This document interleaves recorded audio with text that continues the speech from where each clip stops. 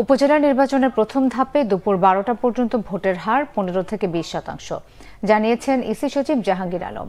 আগারগাঁও নির্বাচন কমিশনের ব্রিফিংয়ে তিনি এই তথ্য জানান। ইসি সচিব বলেন, ঝড় বৃষ্টি সহ বৈরী আবহাওয়ার কারণে কমিশনের প্রত্যাশার চেয়ে কিছুটা কম ভোট পড়েছে, তবে 2টা থেকে 4টার মধ্যে কেন্দ্রে ভোটার বাড়বে বলে প্রত্যাশা কমিশনের। দাবি করেন, ইভিএমে কোনো সমস্যা হয়নি, দুপুর 12টা পর্যন্ত নির্বিঘ্নে ভোট হয়েছে, বড় কোনো দুর্ঘটনাও ঘটেনি।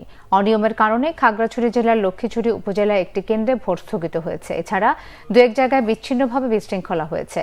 মাদারীপুরের ঘটনা ভোট কেন্দ্রের বাইরে ঘটেছে বলেও দাবি করেন ইসি সচিব জাহাঙ্গীর আলম।